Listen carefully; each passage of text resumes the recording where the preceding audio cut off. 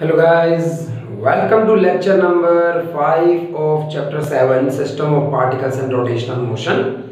System of particles के बारे में पढ़ाया मैंने आपको। सिस्टम ऑफ पार्टिकल्स में हमने सेंटर ऑफ मास के बारे में समझा है कि सेंटर ऑफ मास कैसे फाइंड आउट किया जा सकता है, सेंटर ऑफ मास क्या होता है, किस ऑब्जेक्ट का सेंटर ऑफ मास किस तरह से फाइंड आउट किया जा सकता है। तो गाइज आगे बात करते हैं। अब हम बात कर रहे हैं सेंटर ऑफ मास की। क्यों बात करी हमने सेंटर ऑफ मास की? क्योंकि सेंटर ऑफ मास पर अगर फोर्स नहीं लगाऊंगा तो ट्रांसलेशनल के साथ साथ रोटेशनल मोशन भी प्रोड्यूस हो सकता है, इसलिए सेंटर ऑफ मास की हमने बात करी। अब रोटेशनल मोशन प्रोड्यूस करने की रिक्वायरमेंट क्या है? जब ट्रांसलेशनल मोशन की बात आई, ट्रांसलेशनल मोशन तब प्रोड्यूस होगा जब क्या लगाओगे आप? फोर्स लगाओगे। क्यों? क्योंकि मास के कारण क्या होता है? इनर्शिया। और इनर्शिया एक ऐसी प्रॉपर्टी है कि एक ऑब्जेक्ट अपने आप अपनी स्टेट को चेंज नहीं कर सकती, अपने आप मोशन में नहीं आ सकती, अपने आप रेस्ट पर भी नहीं आ सकती, अपनी स्पीड को, अपनी वेलोसिटी को क्या नहीं कर सकती? चेंज नहीं कर सकती due to the property of inertia. इसी तरह से अब एक ऑब्जेक्ट रोटेट कर रही है, यहां भी इनर्शिया होना चाहिए, यहां भी रोटेट कराने के लिए एक्सटर्नल एफर्ट लगाना पड़ेगा। जैसे वहां फोर्स लगाते थे ऐसे यहां पर हम किसकी बात करेंगे? टॉर्क की बात करेंगे। ऐसे हम यहां पर टॉर्क की बात करेंगे। वैसे टॉर्क की डेफिनेशन बहुत छोटी सी है। It is the turning effect of force. जब मैंने फोर्स लगाया है और फोर्स ने ऑब्जेक्ट को क्या किया है?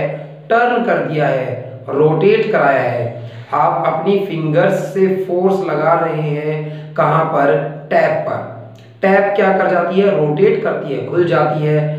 आप स्क्रू ड्राइवर को घुमा रहे हैं, स्क्रू ड्राइवर को घुमा रहे हैं, आप फोर्स लगा रहे हैं, लेकिन वो घूम क्यों रहा है? क्योंकि उस पर टॉर्क लग रहा है। इसी तरह से अगर आपने किसी नट बोल्ट को किसी एक चाबी बोल देते हैं ना, उससे खोल दिया है, या आपने किसी कोल्ड ड्रिंक के, कांच वाली कोल्ड ड्रिंक का जो लोहे का ढक्कन होता है मेटल का, उसे की से खोला होगा, तो किसी बोतल के या जैम के ढक्कन को आपने इस तरह से खोला टॉर्क लगाने के लिए। दरवाजा खोलते हो आप डेली, पता नहीं दिन में कितनी बार वहां टॉर्क लगा रहे हो। आप पेजेस पलटते हो अपनी कॉपी के, दिन में पता नहीं कितनी बार। उन सब केसेस में आप क्या लगा रहे हो?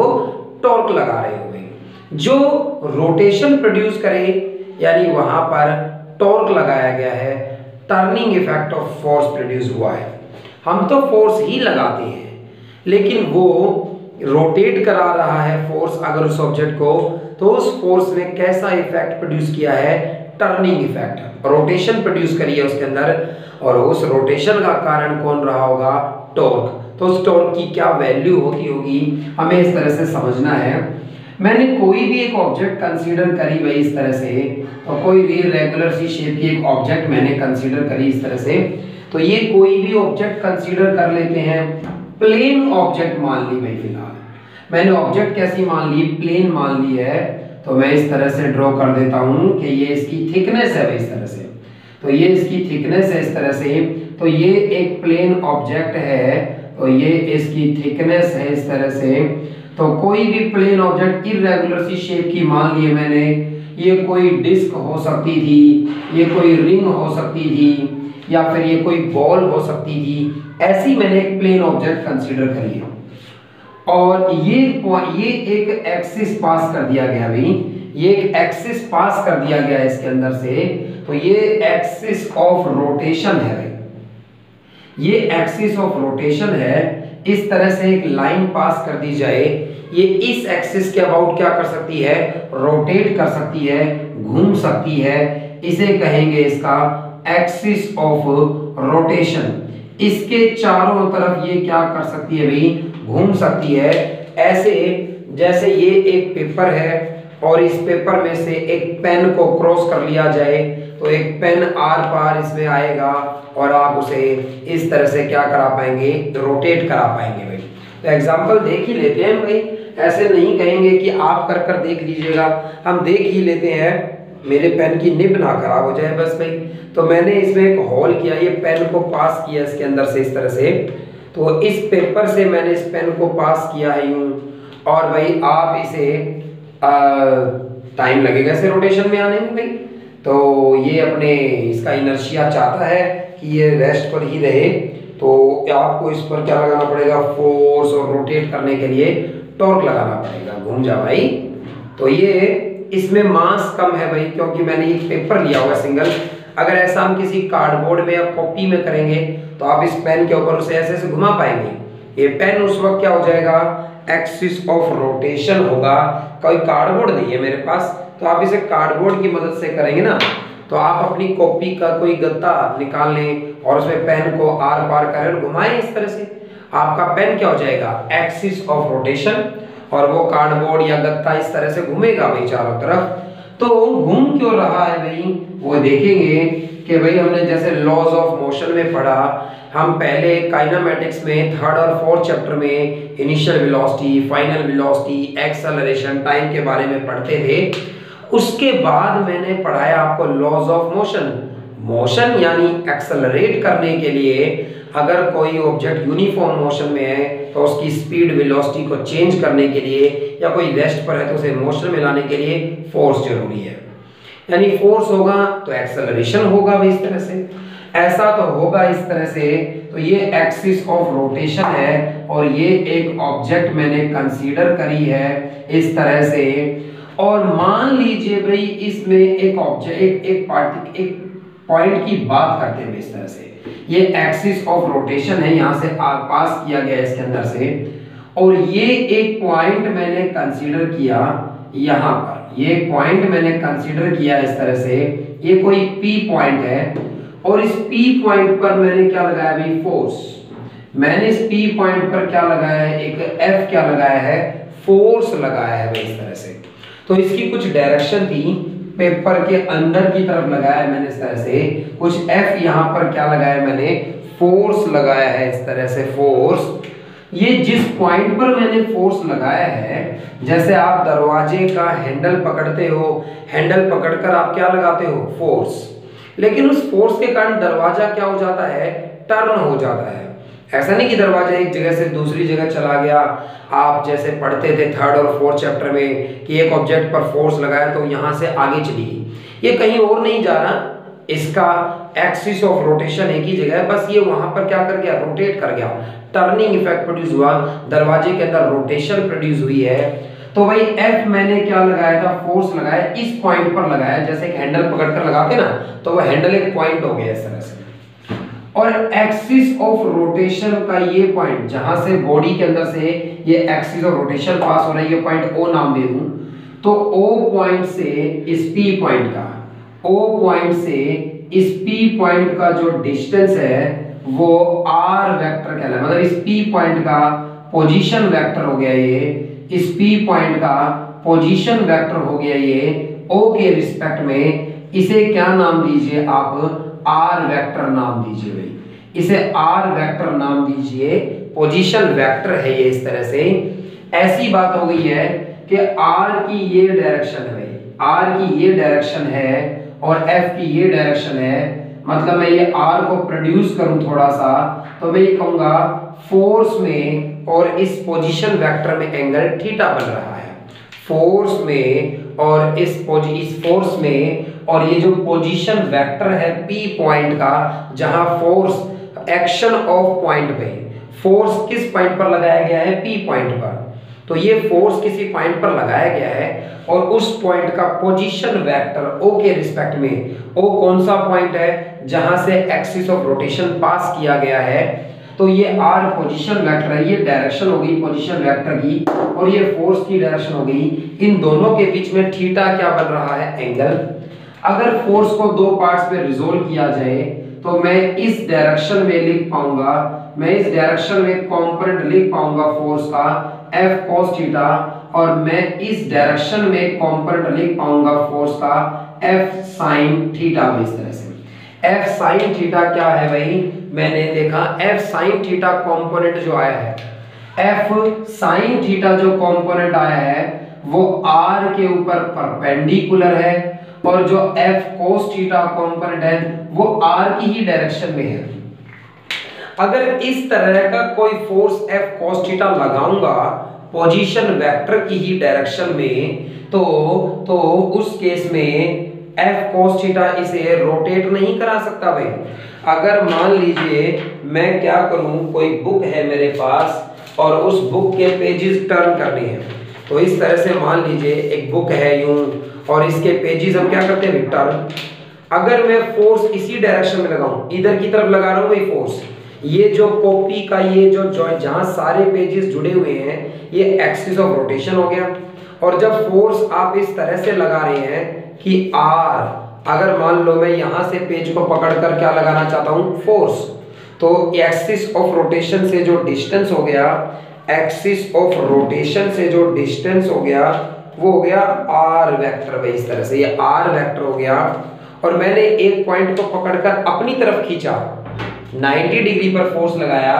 F sin थीटा जो फोर्स लग रहा है वो R के साथ परपेंडिकुलर है, 90 का एंगल बना रहा है। तो ये F sin थीटा इस ब्लॉक को खींचेगा, इस पार्टिकल को खींचेगा और ये पार्टिकल क्या होने लगेगा, रोटेट होने लगेगा। F cos थीटा जो कंपोनेंट आया है फोर्स का वो इस पार्टिकल को इस डायरेक्शन में खींच रहा है। तो ये रिजिड बॉडी है, एक्सिस ऑफ रोटेशन से बाहर नहीं आएगी, ये अपनी जगह पर है। ये सिर्फ रोटेट करने के लिए आजादी दी है मैंने इसे, ये सिर्फ रोटेट कर सकती है, ये कहीं और नहीं जा सकती है। F cos थीटा तो इसे खींच रहा है बाहर की तरफ, ये उधर जाएगी नहीं, ये एफर्ट मेरा वेस्ट जा रहा है। लेकिन ये मेरा जो एफर्ट है F sin theta, F sin theta वाला फोर्स जो लग रहा है वो इसे क्या कराएगा, रोटेट कराएगा। ये पार्टिकल घूमने लगेगा इस ये, क्योंकि एक रिजिड बॉडी है, इस पॉइंट पर मैंने फोर्स लगाया है, अदरवाइज ये फोर्स तो पूरी बॉडी पे ही लगा है। और इस पॉइंट पर फोर्स लगाने से R डिस्टेंस है इसका परपेंडिकुलर, तो ये ऑब्जेक्ट क्या करेगी, टर्न कर जाएगी भाई। ये ऑब्जेक्ट क्या करने लगेगी, टर्न करने लगेगी। तो ये ऑब्जेक्ट इस फोर्स के कारण भाई कुछ इस तरह से घूम जाएगी, कुछ इस तरह से ये रोटेट हो जाएगी, कुछ इस तरह से ये क्या हो जाएगी, रोटेट करने लगेगी, घूमने लगेगी इस तरह से। तो टॉर्क लगा है भाई, जब कोई ऑब्जेक्ट रोटेट करती है तो मैं कहता हूं टॉर्क लगा है भाई। और टॉर्क का फॉर्मूला क्या लिखूं, फोर्स, फोर्स कितना लगाया आपने और मल्टीप्लाई में परपेंडिकुलर डिस्टेंस भाई। ये फोर्स जिस पॉइंट पर लगाया है उसका अपने एक्सिस ऑफ रोटेशन से परपेंडिकुलर डिस्टेंस भाई। तो F मैंने फोर्स लगाया है, तो F मैंने फोर्स लगाया है, तो ये जो फोर्स हमने लगाया है ये पूरा का पूरा तो यूटिलाइज हुआ नहीं टर्न कराने में, इसका एक कंपोनेंट F cos थीटा तो खाली जा रहा है। और F sin थीटा जो फोर्स है उसे कंसीडर करिए, मैंने F sin थीटा फोर्स को लिखा है कि F sin थीटा वो फोर्स है जो इसे रोटेट कराएगा और इनटू में परपेंडिकुलर डिस्टेंस, ये F sin थीटा इस R के परपेंडिकुलर है, यानी P पॉइंट का अपने एक्सिस ऑफ रोटेशन से परपेंडिकुलर डिस्टेंस कितना है, R। और भाई मैं इसे R into F into sine theta लिख सकता हूं। टॉर्क का एक्सप्रेशन टाउ, टॉर्क को किससे डिनोट किया जा सकता है, टाउ से डिनोट किया जा सकता है। टाउ सिंबल है भाई, ऐसे पढ़ लेना, टाउ पढ़िएगा इसे इस तरह से, टाउ होता है जैसे। अब R एक पोजीशन वेक्टर था, फोर्स भी एक वेक्टर है और साइन थीटा, थीटा एंगल है इनके बीच का, दोनों के बीच का एंगल बन रहा था भाई। R को प्रोड्यूस किया, फोर्स इस डायरेक्शन में था, थीटा इनके बीच में क्या बन रहा था, एंगल बन रहा था। तो भाई मैं AB sine theta cross product की फॉर्म में लिख सकता हूं भाई R क्रॉस F भाई। R क्रॉस F क्या लिखा जा सकता है, टॉर्क का एक्सप्रेशन लिखा जा सकता है। फोर्स F है जो किसी पॉइंट पर लगाया गया है और वो जो पॉइंट है उसका अपने एक्सिस ऑफ रोटेशन से जो डिस्टेंस है वो कितना है, R है। तो R क्रॉस F किसकी वैल्यू है? टॉर्क भाई। R जितना ज्यादा होगा, यानी ये पॉइंट जितना बाहर होता, एक्सिस ऑफ रोटेशन से इसका डिस्टेंस जितना ज्यादा होगा, टॉर्क उतना ही ज्यादा लगेगा भाई। ये पहली बात तो फोर्स 90 पर, अगर आपने ये फोर्स 90 के एंगल पर लगाया होता, सारा का सारा फोर्स यूज हो रहा होता टॉर्क लगाने में, लेकिन अभी ये F cos theta component waste है, F sin थीटा है जो इसे रोटेट कराएगा, क्योंकि F cos थीटा तो R की डायरेक्शन में लग रहा है, वो तो बाहर की तरफ खींचना चाहता है, वो टर्न नहीं करा सकता इसे। टर्न कौन कराएगा? F sin theta. तो F sin थीटा फोर्स को लिया, R डिस्टेंस है एक्सिस ऑफ रोटेशन से, और फॉर्मूला बन गया R क्रॉस F का। और इसमें ये देखने को मिला कि भाई किसी पर्टिकुलर फोर्स के लिए R की वैल्यू जितनी ज्यादा होगी उतना ज्यादा क्या लगेगा? टॉर्क लगेगा। इसीलिए दरवाजे का जो हैंडल है, हिंजेस बोलते हैं हम उसे, वो फार्दर एंड पर है। सोचिए दरवाजे का हैंडल उस तरफ क्यों नहीं है जहां दरवाजा उस चौखट के साथ, मतलब एक्सिस ऑफ रोटेशन के साथ जुड़ा हुआ है। तो जब हैंडल उधर की तरफ होता, खुद आप क्या करिएगा? दरवाजे को बंद करने की कोशिश करिएगा ऐसी जगह से पकड़कर जो एक्सिस ऑफ रोटेशन के पास है। मैं एग्जांपल से समझाऊंगा भाई।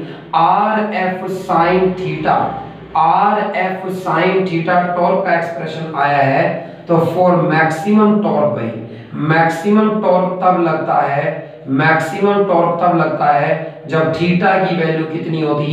90 होती। तो टॉर्क लगता R इंटू में F, और ये टॉर्क क्या होता भाई? मैक्सिमम होता भाई। आपको जो एफर्ट लगाना चाहिए वो बिल्कुल सामने का दरवाजा अपनी तरफ खींचना चाहिए, तब आपका फोर्स और जो R डिस्टेंस होगा उसमें 90 का एंगल बनेगा, दरवाजा आराम से खुलेगा। आप इधर उधर खड़े होकर उसे खींचेंगे तो आप को फोर्स ज्यादा लगाना पड़ेगा ताकि टॉर्क ज्यादा लगे। आप फोर्स कम लगाइए, डिस्टेंस ज्यादा रखिए और थीटा 90 रखिए भाई। एक और चीज है ना भाई, R किस पे डिपेंड कर रहा है? टू R can be increased, R can be increased, R can be increased to increase, R can be increased to increase torque भाई। टॉर्क को बढ़ाने के लिए R को इंक्रीज किया जा सकता है। इसीलिए अगर मान लीजिए कोई डोर है, और कोई डोर अगर है इस तरह से, तो ये एक्सिस ऑफ रोटेशन है भाई डोर का, इस पर फिक्स किया गया है दरवाजे को, ये एक्सिस ऑफ रोटेशन है। तो जो दरवाजे का हैंडल गिवन होता है वो इस वाले एंड पर गिवन होता है, वो इधर वाले एंड पर नहीं गिवन था, ताकि R की वैल्यू इंक्रीज हो जाए और आप आसानी से थोड़ा सा फोर्स लगाने पर टॉर्क ज्यादा लगे, दरवाजा आसानी से खोल सके। इसलिए दरवाजे का हैंडल उस दूसरे एंड पर दिया हुआ है जहां से आप रोटेट कराना चाहते हैं, एक्सिस ऑफ रोटेशन से दूर किया गया है इस तरह से। ऐसे ही हथौड़ा जो होता है, हथौड़े का जो लीवर है, आर्म है उसकी, वो थोड़ी लेंथ ज्यादा होगी, ताकि जब आप इस तरह से लाएंगे उसे तो उसकी आर्म ज्यादा होगी, तो वो ज्यादा टॉर्क लगाना चाहेगा, ज्यादा फोर्स लगाएगा कील के ऊपर में इस तरह से। ठीक इसी तरह से जो नट बोल्ट खोलने के लिए की होती है हमारी, या जो मैंने बताया कोल्ड ड्रिंक का ढक्कन या किसी भी जैम वगैरह की बोतल को खोलने के लिए आप जो की का यूज करते हैं, उसकी लेंथ ज्यादा दी गई है। आप अपने नाखून से नहीं खोल पाएंगे इस तरह से, टॉर्क नहीं लगा पा रहे ज्यादा, आप उसकी लेंथ ज्यादा रखते हैं, ऐसे घुमाते हैं, बड़ी आसानी से ढक्कन खुल जाता है भाई इसका। क्यों? उसकी रिम, लीड बोलते हैं भाई उसे, ढक्कन को LID लीड बोल सकते हैं। तो वो खोलने के लिए हम इस तरह से चाबी का जो यूज करते हैं, उसकी आर्म लेंथ उसकी ज्यादा होती है, ताकि थोड़े से फोर्स के लिए ज्यादा टॉर्क लगे। क्योंकि मैंने देखा टॉर्क का फॉर्मूला RF sin थीटा है, मतलब R डिस्टेंस पर डिपेंड करता है भाई इस तरह से। बड़ी बड़ी गाड़ियों के टायर्स निकालने पड़ते हैं तो उनके नट बोल्ट बहुत टाइटली बंद होते हैं, उन्हें घुमाने के लिए उन्हें टॉर्क लगाने की जरूरत है, और जो की लगाई जाएगी खोलने के लिए उसकी आर्म बहुत लंबी होगी भाई। अगर आप ट्रक का पहिया निकालना चाहते हैं तो आर्म बहुत, जो आपके घर में स्क्रू ड्राइवर है या चाबी, उससे नहीं खोल पाएंगे आप भाई, क्योंकि उसकी आर्म बड़ी नहीं है, टॉर्क ज्यादा नहीं लगेगा, आसानी से वो बोल्ट घूमेगा नहीं और इसलिए आसानी से खुल नहीं पाएगा। अभी ताकत बहुत ज्यादा लगानी पड़ेगी। मैं ताकत कम लगाना चाहता हूं और टॉर्क ज्यादा चाहता हूं। कम फोर्स के लिए ज्यादा टॉर्क तब लगेगा जब आर की वैल्यू ज्यादा होगी। एक्सिस ऑफ रोटेशन से जितना दूर रहोगे आप, जितना दूर एक्सिस ऑफ रोटेशन से जितना दूर फोर्स लगाओगे, वो फोर्स उतना ज्यादा टॉर्क प्रोड्यूस करेगा, टर्निंग इफेक्ट प्रोड्यूस करेगा। तो ये टॉर्क की बात थी जो आपको बिल्कुल क्लियर रहे। भाई टॉर्क की यूनिट्स रह गई मेरे से गलती से। हम यहाँ बात करते हैं, फॉर्मूला बन गया आर क्रॉस एफ। वैसे साइन थीटा तो क्या है, डायमेंशनलेस है। आर इंटू में एफ। एस आई यूनिट्स की बात करी जाए तो एस आई यूनिट की बात करी जाए तो एस आई यूनिट होती है न्यूटन मीटर। वही यूनिट है जो वर्क की है, आप जानते हैं, और वही डायमेंशनल फॉर्मूला है जो वर्क का होता है ml/t-2। But work and torque दो अलग अलग फिजिकल क्वांटिटीज हैं भाई। इस तरह से तो दो अलग अलग फिजिकल क्वांटिटीज हैं वर्क एंड टॉर्क की बात जब हम करेंगे। वर्क एंड टॉर्क, और टॉर्क एक वेक्टर क्वांटिटी है भाई, क्रॉस प्रोडक्ट की फॉर्म में लिखा है तो जाहिर सी बात है torque is a vector quantity. Torque is a vector quantity. Torque की डायरेक्शन कौन बताएगा? आप राइट हैंड थंब रूल का यूज कर सकते हैं या आप राइट हैंड स्क्रू रूल का यूज कर सकते हैं। जैसे आप सीधी तरह से जानते हैं कि I cross J is equal to K cap होता है, और जबकि J cross I is equal to minus का K कैप होता है। क्रॉस प्रोडक्ट में हमने सीखा है ना इस तरह से कि I दो वेक्टर्स के क्रॉस प्रोडक्ट से एक नया वेक्टर आएगा जो दोनों पर परपेंडिकुलर होगा, और उसकी डायरेक्शन कैसे पता चलेगी? अगर I क्रॉस J है तो क्या आ जाता है? R वेक्टर और F vector, R cross F। हम राइट हैंड रूल लगा सकते हैं। फॉर एग्जांपल इस वक्त भाई R की ये डायरेक्शन थी, इस तरह की R की डायरेक्शन थी, और इसके साथ थीटा एंगल पर क्या लग रहा था? फोर्स। थीटा एंगल पर क्या लग रहा था? फोर्स। और टॉर्क इज इक्वल टू होता है R क्रॉस F। R से F की तरफ घूमिए भाई, R से F की तरफ अगर आप जाओगे तो मैंने ये फिंगर्स R से F की तरफ रोटेशन में रखी, थंब ऊपर की तरफ आया, यानी इस केस में टॉर्क जो लगेगा वो ऊपर की तरफ लगेगा। इसका मतलब ये नहीं है कि ये घूमकर ऊपर आ रही है। हाँ, स्क्रू घुमाया जाता तो ये घूमकर किधर आता? ऊपर आता। वैसे इनकी डायरेक्शंस ऐसे ही दिखाई जाती है भाई, राइट हैंड स्क्रू रूल से या राइट हैंड थंब रूल से हम बता सकते हैं इस तरह से, जैसे I cross J cross A vector में दिखाते थे भाई। तो डायरेक्शन भी फाइंड आउट कर पाएंगे हम आसानी से।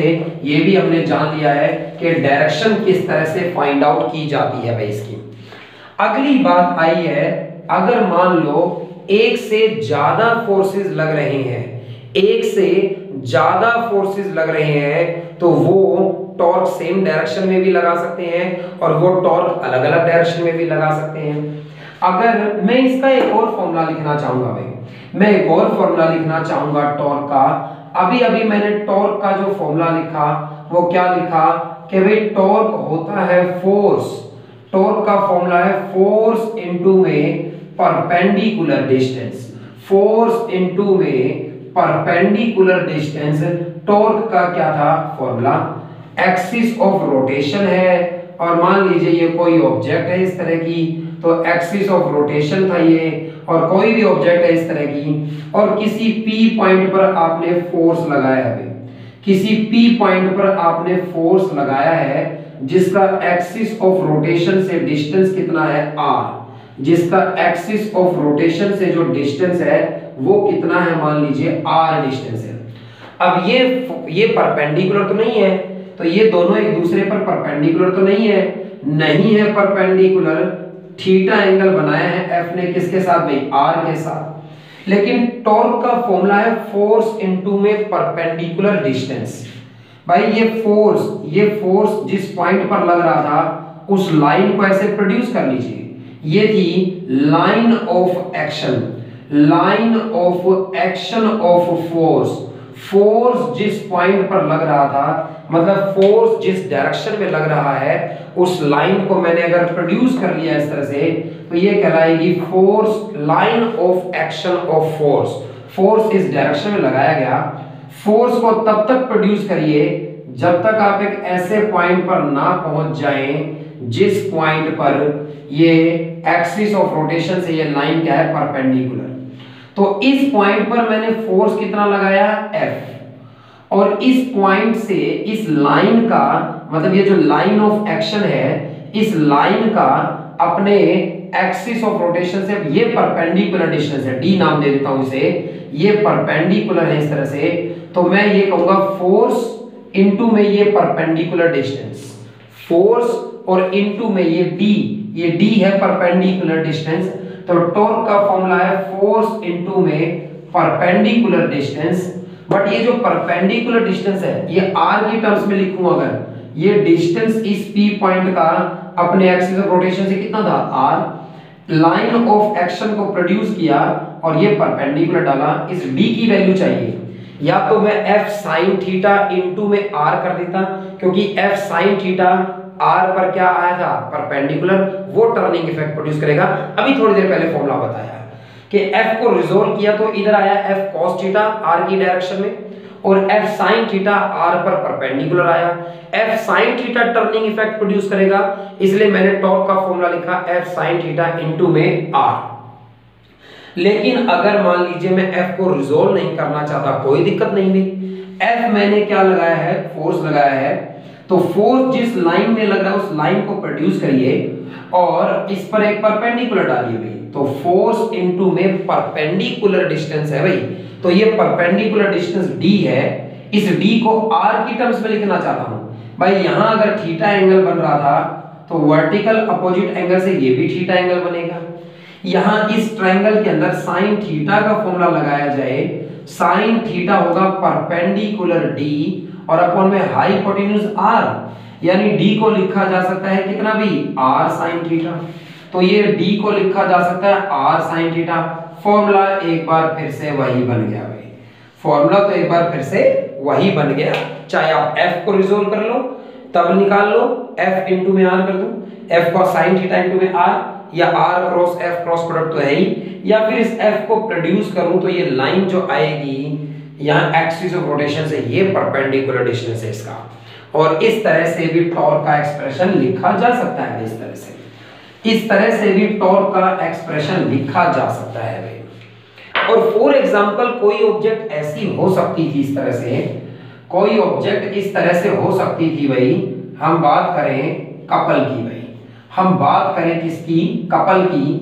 कपल वो कपल नहीं है भाई जो आप सोच रहे हैं, हम बताएंगे, मैं बताऊंगा आपको ये किस तरह का कपल है भाई। ये कपल ऐसा है कि मान लीजिए ये एक रोड है, ये जैसे बैलेंस होता है ना भाई, बैलेंस तराजू होता है दुकानदार के पास, एक तरफ कोई वेट रख देगा दूसरी तरफ कोई वेट रख देगा, तो ये उसकी ऊपर रोड होती है। वैसे तो ये जो रोड है, वैसे तो ये जो रोड है ये इस पॉइंट के अबाउट घूम सकती है भाई, लेकिन फिलहाल इस पॉइंट पर जो फोर्स लगाया मैंने वो नीचे लगाया भाई, F फोर्स लगाया भाई इस तरह से। एक फोर्स इस पॉइंट पर मैंने ऊपर की तरफ लगाया भाई इस तरह से। तो ये दो फोर्स लग रहे हैं, इक्वल हैं और अपोजिट भी हैं भाई इस तरह से। दो फोर्स लगाए भाई मैंने इस तरह से, ये F फोर्स लग रहा है, ये भी F फोर्स लग रहा है, तो ये दो फोर्स लग रहे हैं। आप ध्यान दीजिए, ये जो फोर्स है ये इस तरह से लग रहा है कि ये इस रोड को, अगर ये एक रोड है इस तरह से रखी हुई है, तो इसको इस डायरेक्शन में रोटेट कराना चाहता है, यानी ये डायरेक्शन तो घड़ी से अपोजिट डायरेक्शन में है, यानी ये तो एंटी क्लॉकवाइज डायरेक्शन में घुमाना चाहता है इसको। ये एंटी क्लॉकवाइज मूवमेंट है भाई। मूवमेंट क्यों कहा, टॉर्क का दूसरा नाम क्या है, मूवमेंट ऑफ फोर्स। भाई पहले ट्रांसलेशनल पढ़ते थे तब वहां क्या होता था, फोर्स। अब रोटेशन में क्या होगा, मूवमेंट ऑफ फोर्स, जिसे टॉर्क का नाम दिया इस तरह से, तो इस तरह से मूवमेंट नाम दिया गया। तो ये एंटी क्लॉकवाइज मूवमेंट कराना चाहता है, ये वाला फोर्स इसको नीचे खींचना चाहता है, जिसके कारण ये रोटेट करना चाहेगी। सीसा गेम खेलते हैं आप स्कूल के अंदर। एक झूला होता है, दो दोस्त बैठ जाते हैं, एक इधर प्रेस करना चाहता है, एक इधर प्रेस, लेकिन इसमें मैंने मान लिया अपोजिट है भाई दोनों इस तरह से। तो एक इधर नीचे फोर्स लगाना चाहता है ऊपर, ये इस पॉइंट को ऊपर खींचना चाहता है, तो ये ऐसे, ये भी एंटी क्लॉकवाइज घड़ी से अपोजिट डायरेक्शन में रोटेट कराना चाहता है इसको, एंटी क्लॉकवाइज मूवमेंट है ये भी। दोनों मिलकर सेम डायरेक्शन में घुमाना चाहते हैं, दोनों मिलकर सेम डायरेक्शन में टॉर्क लगाना चाहते हैं, दोनों का टॉर्क ऐड कर दूं, ये दोनों मिलकर, अभी तक जो फॉर्मूला लिखा वो मैंने फॉर्मूला लिखा F फोर्स लग रहा है, जिस पॉइंट पर वो फोर्स लगाया है उसका एक्सिस ऑफ रोटेशन से डिस्टेंस कितना है R, तो R क्रॉस F किसका फॉर्मूला है, टॉर्क का फॉर्मूला। अब दो फोर्स लग रहे हैं भाई, पहली बात तो ये वाला फोर्स इस लाइन पर लग रहा है, ये वाला फोर्स इस लाइन पर लग रहा है, नेट फोर्स क्या हो गया, जीरो। एक फोर्स ऊपर लग रहा है, उतना ही फोर्स अगर नीचे लग रहा है तो भाई ट्रांसलेशनल इक्विलिब्रियम है, ये रोड ना तो ऊपर जाएगी, ये रोड ना तो नीचे जाएगी, ट्रांसलेशनल इक्विलिब्रियम है। जब नेट फोर्स जीरो होता है, अगर ये रेस्ट पर है तो रेस्ट पे ही रहेगी, तो दोनों फोर्स अपोजिट लग रहे हैं और इक्वल भी लग रहे हैं, तो इस वक्त नेट फोर्स तो क्या हो गया, जीरो हो गया भाई। लेकिन इन दोनों के बीच में एक डिस्टेंस है, इन दोनों के बीच में एक डिस्टेंस है जो यहां पर भी परपेंडिकुलर है, जो यहां पर भी परपेंडिकुलर है। तो भाई इन दोनों के बीच में ये परपेंडिकुलर डिस्टेंस है और ये मान लो d है, डिस्टेंस d है, इस रोड की लेंथ d है, तो दो फोर्स लग रहे हैं, इक्वल एंड अपोजिट है, इसलिए नेट फोर्स तो जीरो हो गया, बट टॉर्क जीरो नहीं हुआ भाई। टॉर्क क्यों नहीं हुआ जीरो, क्योंकि इन दोनों फोर्सेस के बीच में ये परपेंडिकुलर डिस्टेंस है, टॉर्क लग रहा है इस तरह से। तो पहली बात, कपल की डेफिनेशन क्या है, two equal and opposite forces, two equal and opposite forces along different line of action, along different line of action, इनकी लाइन ऑफ एक्शन अलग अलग है भाई, ये लाइन इधर है, ये लाइन इधर है, दोनों लाइंस के बीच में एक डिस्टेंस है। Two equal and opposite forces along different line of action forms a couple and exert torque। तो ये दो फोर्सेस मिलकर कपल बनाते हैं और ये कपल क्या लगाएगा, टॉर्क लगाएगा।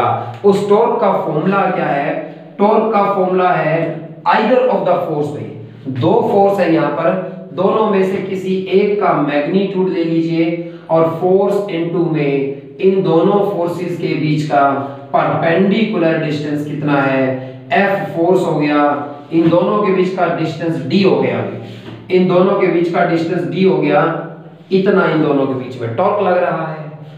थोड़ी देर बाद ये ऊपर खींचेगा, ये नीचे खींचेगा, ये घूम जाएगी थोड़ी सी और घूमने के बाद इस पोजीशन में आ जाएगी भाई। ये फोर्स अभी भी इसी डायरेक्शन में लग रहा है, ये फोर्स अभी भी इस डायरेक्शन में लग रहा है। इन दोनों के बीच का ये जो रोड है ना, इस रोड की लेंथ कितनी थी, d थी मान लीजिए, और ये इस पॉइंट के अबाउट घूम गई है इस तरह से। लेकिन अब ये यहाँ परपेंडिकुलर नहीं, अब ये यहाँ परपेंडिकुलर नहीं, बट टॉर्क तो अभी भी लग रहा है, ये नीचे खींचेगा, ये ऊपर, ये अभी भी रोटेट होती रहेगी। ये ऐसे रखी हुई थी भाई स्टार्टिंग में, टॉर्क लगा इस तरह से कि ये रोटेट कर गई, रोटेट करती गई जब तक ये इस पोजीशन में नहीं आ जाती भाई, जब तक फोर्स आमने सामने नहीं हो जाते भाई इस तरह से, ये जब तक रोड इस पोजीशन में नहीं आ जाती कि भाई ये नीचे वाला फोर्स इधर नीचे लग रहा था बिल्कुल सामने और ये ऊपर वाला फोर्स ऊपर की तरफ लग रहा था, ये दोनों फोर्स एक ही लाइन पर आ गए हैं भाई, इनकी लाइन ऑफ एक्शन सेम हो गई है, तो ये तब तक रोटेट करेगी जब तक यूं सीधी ना हो जाए। अब फोर्स तो पहले भी जीरो था क्योंकि फोर्स इक्वल एंड क्या थे, अपोजिट थे, नेट फोर्स तो पहले भी जीरो था, अब टॉर्क भी जीरो हो गया है क्योंकि इन दोनों फोर्सेस के बीच में अब कोई परपेंडिकुलर डिस्टेंस नहीं है, बस भाई अब नहीं रोटेट करा पाएंगे ये दोनों फोर्सेस, क्योंकि ये इसे ऊपर खींच रहा है, ये इसे नीचे रोटेट नहीं करा पाएंगे भाई। इसमें मैक्सिमम टॉर्क लग रहा था क्योंकि ये डिस्टेंस इनके बीच का मैक्सिमम था, यहाँ टॉर्क की वैल्यू मैक्सिमम थी, यहाँ ये डिस्टेंस जीरो हो गया तो यहाँ पर टॉर्क जीरो हो गया। इसके अलावा किसी पोजीशन की बात करूं तो क्या होगा भाई इस तरह से, तो इसके अलावा कैसे बात करूं, तो भाई ये फोर्स जिस लाइन पर लग रहा है उस लाइन को प्रोड्यूस करिए भाई, ये फोर्स जिस लाइन ऑफ एक्शन पर है उस लाइन को प्रोड्यूस करिए, ये फोर्स जिस लाइन पर है उस लाइन से यूं परपेंडिकुलर डालिए भाई, ये इन दोनों के बीच का परपेंडिकुलर डिस्टेंस है भाई। ये फोर्स लग रहा है इस लाइन पर भाई, और ये वाला फोर्स लग रहा था इस लाइन पर भाई, इस तरह से, और इन दोनों लाइंस के बीच में ये परपेंडिकुलर है भाई। यहां पर ये 90 का एंगल बन रहा है और ये यहां पर भी 90 का एंगल बन रहा है, तो ये वाला डिस्टेंस है इनके बीच का परपेंडिकुलर डिस्टेंस। और ये कितना होगा, मान लीजिए थीटा एंगल पर, थीटा एंगल पर ये रोटेट कर गई है, ये थीटा एंगल पर रोटेट कर गई है, तो भाई ये साइन थीटा का फॉर्मूला लगाऊं, ये परपेंडिकुलर डिस्टेंस है इनके बीच का, मान लो ये ए है, ये बी है और ये सी है, तो भाई ये साइन थीटा का फॉर्मूला लगेगा परपेंडिकुलर ए बी अपॉन में हाइपोटेन्यूज जो कि डी है, जितनी इस रोड की लेंथ है, हेंस ए बी की वैल्यू आएगी डी साइन थीटा। और इस केस में टॉर्क का एक्सप्रेशन लिखूं, एफ फोर्स हो गया, परपेंडिकुलर डिस्टेंस हो गया डी साइन थीटा भाई, हेंस टॉर्क बराबर है F into D into sine theta भाई। जब ये थीटा 90 था इस केस में, जैसे कि यहाँ 90 था, साइन 90 पर कौन होता है, टॉर्क मैक्सिमम था। जब ये रोटेट कर ऐसे हो जाएगी, थीटा 0 हो जाएगा, साइन 0 डिग्री पर 0 होता है, टॉर्क 0 हो जाएगा। तो इस केस में मैक्सिमम टॉर्क है, रोटेट करते करते यहाँ कितना टॉर्क लग रहा है, F D sine theta, theta पे डिपेंड करता है। और जब ये बिल्कुल ऐसे सीधी हो जाएगी रोटेट कर कर, थीटा 0 हो जाएगा, टॉर्क भी क्या हो जाएगा, 0। टॉर्क कर क्या रहा है, टर्न कर रहा है भाई, टर्निंग इफेक्ट प्रोड्यूस कर रहा है टॉर्क हमारा टॉर्क क्या कर रहा है, टर्निंग इफेक्ट प्रोड्यूस कर रहा है। तो टॉर्क टर्निंग इफेक्ट प्रोड्यूस कर रहा है, टर्न करा रहा है टॉर्क हमारा। और अब बारी है भाई किसकी, कि टॉर्क की बात हमने इस तरह से जान ली है, अब बात है रोटेशनल इक्विलिब्रियम की। अब बात है रोटेशनल इक्विलिब्रियम की। पहली बात तो इक्विलिब्रियम क्या होता है भाई, ट्रांसलेशनल इक्विलिब्रियम कब होता है और रोटेशनल इक्विलिब्रियम कब होता है। ट्रांसलेशनल इक्विलिब्रियम कब होता है, आपने 5वें चैप्टर में पढ़ा, अगर नेट फोर्स क्या है 0 तो एक्सेलरेशन भी क्या होगा 0, उसी को ट्रांसलेशनल इक्विलिब्रियम कहते हैं। एक्सेलरेशन 0 होने का मतलब दो बातें भाई, या तो ऑब्जेक्ट रेस्ट पर है या ऑब्जेक्ट यूनिफॉर्म मोशन में है। तो ट्रांसलेशनल इक्विलिब्रियम तब होता है जब एक ऑब्जेक्ट पर नेट फोर्स की वैल्यू 0 है। ट्रांसलेशनल इक्विलिब्रियम तब होता है जब एक ऑब्जेक्ट पर नेट फोर्स 0 है। ऐसे ही रोटेशनल इक्विलिब्रियम क्या होगा, यानी या तो कांस्टेंट स्पीड से रोटेट करे या रेस्ट पर रहे भाई। तो रोटेशनल इक्विलिब्रियम तब होगा जब नेट टॉर्क की वैल्यू क्या हो जाएगी 0 हो जाएगी भाई। इस तरह से एग्जांपल समझते हैं, एक रोड है, अरे एक बैलेंस है, आप क्या करने गए, एप्पल लेने के लिए गए हैं, बाजार से एप्पल लेने के लिए गए हैं, बहुत बढ़िया फ्रूट भाई एप्पल है, आजकल महंगा भी चल रहा है। तो भाई इस तरह से एक रोड कंसीडर करिए और ये इस रोड का क्या है, मान लो एक्सिस ऑफ रोटेशन, इस पॉइंट के अबाउट ये रोटेट कर सकती है। तो जैसे बाजार में क्या करता है भाई, बाजार में जाते हैं तो दुकानदार क्या करता है, इधर वाले बैलेंस में मान लो कुछ फ्रूट्स डाल दिए उसने, अरे फ्रूट्स डाल दिए हैं, अरे ये तो नीचे की तरफ खींचेगा इसे, m1 मास का मान लो, तो m1g इसका क्या हो गया, वेट हो गया w1, और जिस पॉइंट पर ये वेट डाला गया है वो पॉइंट जो है ना वो अपने सेंटर ऑफ मास से कह लीजिए या एक्सिस ऑफ रोटेशन से d1 डिस्टेंस पर है भाई। इस तरह से दूसरी तरफ दुकानदार ने क्या किया, दुकानदार ने दूसरी तरफ भी इसी तरह का सिस्टम बना होता है और उसके अंदर 1 kg का या कुछ वेट रख दिया है। उसके पास 1 kg 2 kg के बाट होते हैं ना भी, तो उनके कारण बहुत बार आप बाजार में पेरेंट्स के साथ गए होंगे, सब्जी या फ्रूट्स खरीदे होंगे। यहाँ M2 है, M2 मास और उसका वेट M2G हो गया, मतलब ये W2 वेट हो गया इस तरह से। और इसका इस एक्सिस ऑफ रोटेशन से या फिर अगर ये सेंटर ऑफ मास होता, इससे डिस्टेंस कितना है भाई, D2 है इस तरह से। अगर ये सेंटर ऑफ मास बन गया इसका, तो ये रोटेट ही नहीं करेगी भाई, जाहिर सी बात है रोटेट नहीं करेगी। क्यों?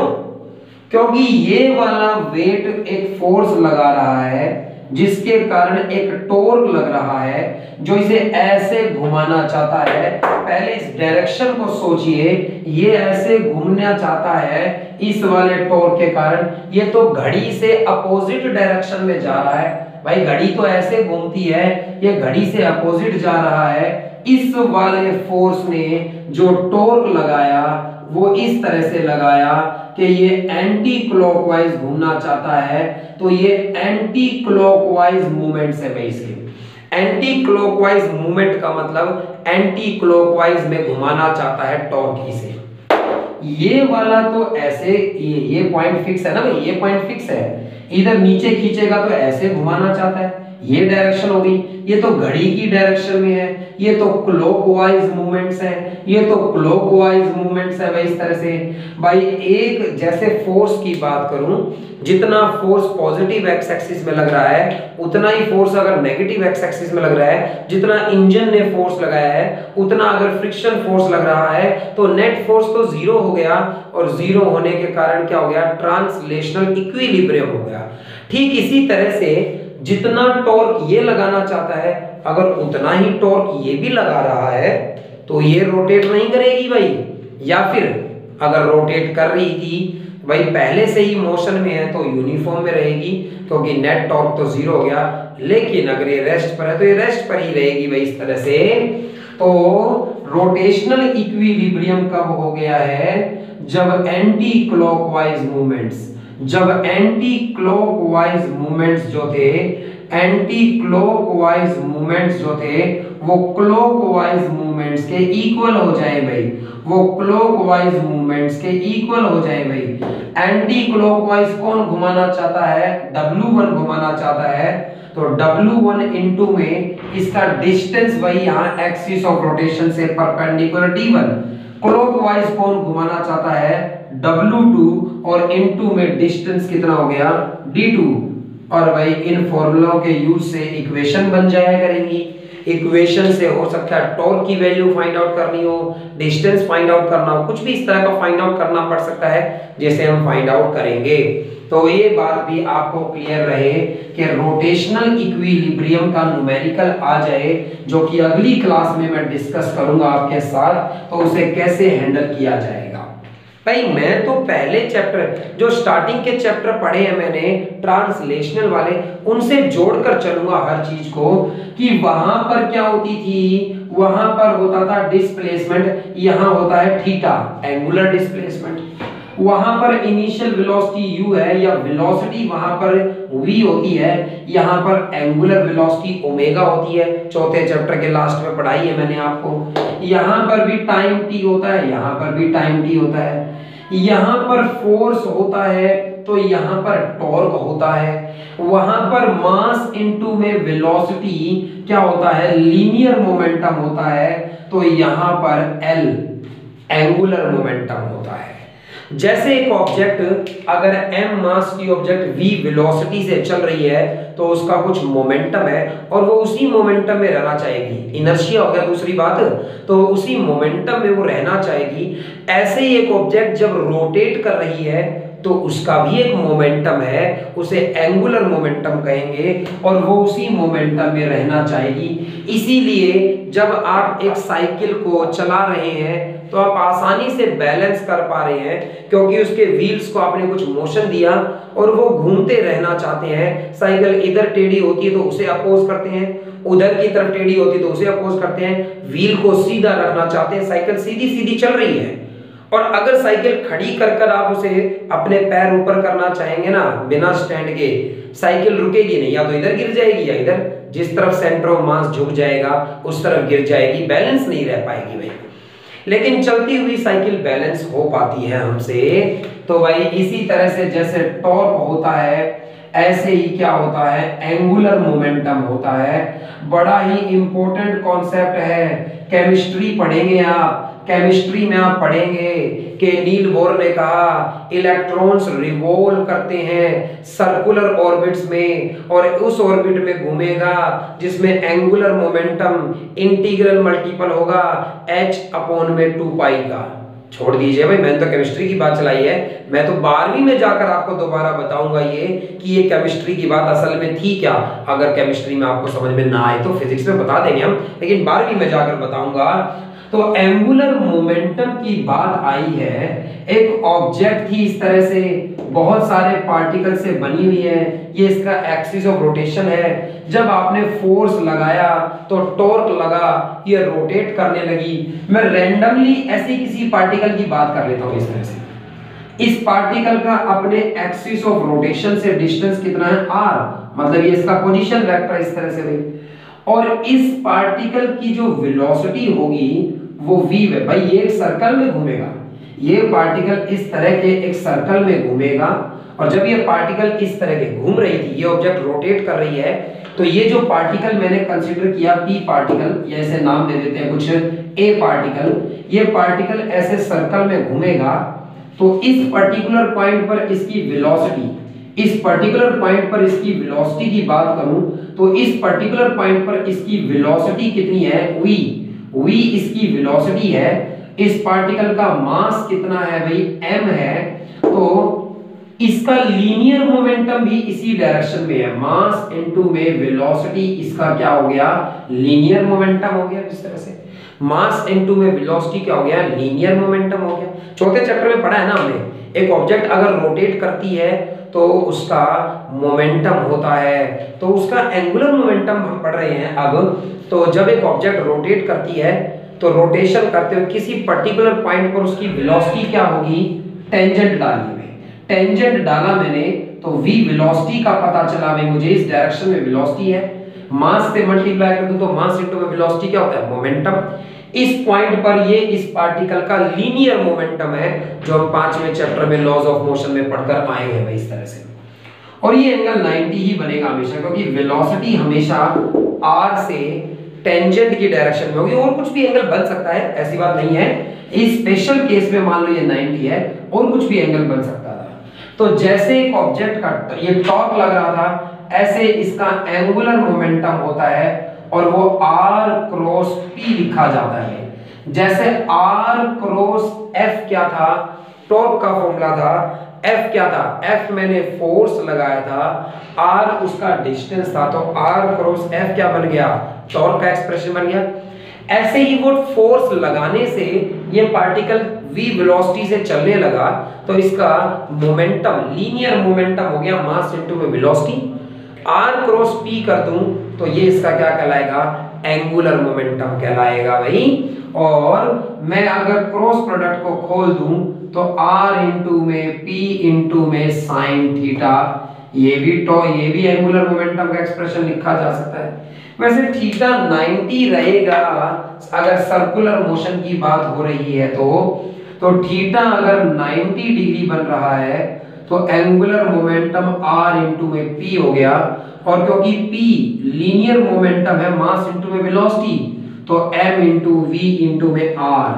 m मास का पार्टिकल v वेलोसिटी से घूम रहा है, और r रेडियस है जिस सर्कल में वो घूम रहा है, तो एंगुलर मोमेंटम बना mvr, mass into velocity into में r भाई इस तरह से।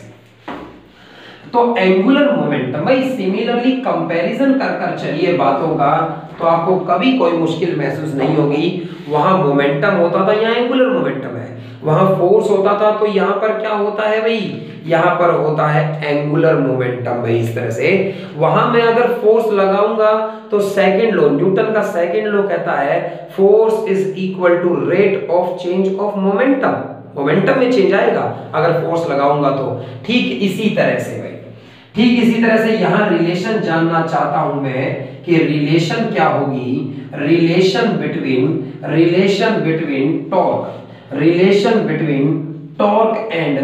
Torque and angular momentum.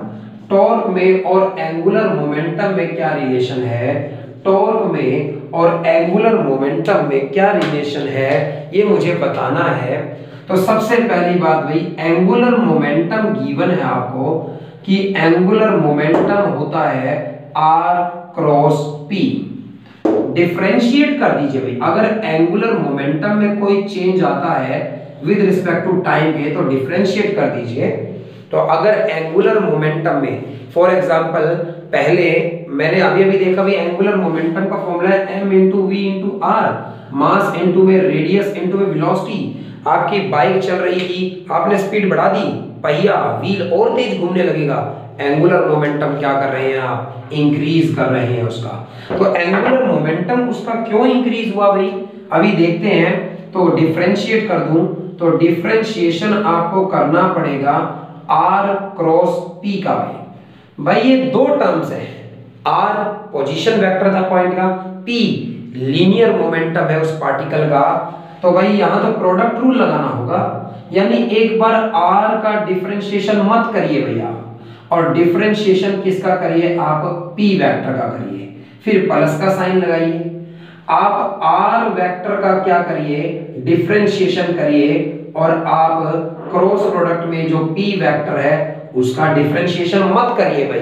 ये प्रोडक्ट रूल लगाया भी मैंने, एक बार एक का डिफरेंशिएशन दूसरे का नहीं, बट क्रॉस प्रोडक्ट ऐसे ही रहेगा इसके अंदर। उस p को बाहर मत लिखना, क्योंकि a क्रॉस b is not equal to b cross a भाई r क्रॉस, भाई 5वें चैप्टर में कहता है rate of change of momentum, dp by dt तो फोर्स लिखा जा सकता है। मैं साइड में लिख भी देता हूं ब्रैकेट में कि भाई यहां पर मैंने क्या कर दिया, rate of change of momentum तो फोर्स होता है, अगर आप फोर्स लगाओगे तो मोमेंटम में जरूर चेंज आएगा, एक्सेलरेशन जरूर प्रोड्यूस होगा भाई। प्लस ये पोजीशन वेक्टर का डिफरेंशिएशन क्या हो जाएगा, वेलोसिटी क्रॉस प्रोडक्ट। मोमेंटम को क्या लिखा जा सकता है, मास इनटू वेलोसिटी। भाई मास तो कांस्टेंट है, मतलब एक स्केलर क्वांटिटी है, मैं बाहर कॉमन ले लूंगा, v क्रॉस v बचेगा। v क्रॉस v तो जीरो होता है, जैसे i क्रॉस i जीरो होता है, j क्रॉस j जीरो होता है, k क्रॉस k जीरो होता है। जिस वेक्टर का उसी वेक्टर के साथ क्रॉस प्रोडक्ट कर दूं तो जीरो होता है इस तरह से। r क्रॉस f तो आपने पढ़ा है, टॉर्क लिखा जा सकता है, ये वाली टर्म जीरो हो गई भाई, बराबर है rate of change of angular momentum के। और भाई वही तो रिलेशन आ गई, अगर टॉर्क लगाओगे आप कोई एक्सटर्नल तो मोमेंटम में चेंज आएगा। कौन से मोमेंटम में, एंगुलर मोमेंटम में चेंज आएगा। जैसे फोर्स लगाने पर लीनियर मोमेंटम में चेंज आता है, ऐसे टॉर्क लगाने पर एंगुलर मोमेंटम में चेंज आए। मैंने फैन ऑन किया, फैन रेस्ट पर था तो इसकी वेलोसिटी जीरो थी, इसकी एंगुलर वेलोसिटी भी जीरो थी, और इसलिए एंगुलर वेलोसिटी जीरो थी तो मतलब ये रेस्ट पर था। फैन ऑन किया, करंट फ्लो हुआ, टॉर्क लगा, टॉर्क ने इसे घुमाना स्टार्ट किया भाई, टॉर्क लगा है तो इसका मोमेंटम इंक्रीज होने लगा, ये और तेज घूमने लगा, और एक टाइम पर टॉर्क इक्वल हो गया है रिटार्डिंग के, और इसलिए ये कांस्टेंट एंगुलर स्पीड से घूमता रहा। बट जब तक इसने अपनी मैक्सिमम स्पीड नहीं अचीव कर ली तब तक इसका मोमेंटम बदलता गया भाई, क्योंकि टॉर्क लग रहा था इसके ऊपर भाई। तो इस तरह से हम ये बातें आज जानी है, क्वेश्चंस इस पर बेस्ड हम नेक्स्ट टाइम देखेंगे अगले लेक्चर में, और फिर मोमेंट ऑफ इनर्शिया की बात करेंगे इस चैप्टर के अंदर। Thanks guys.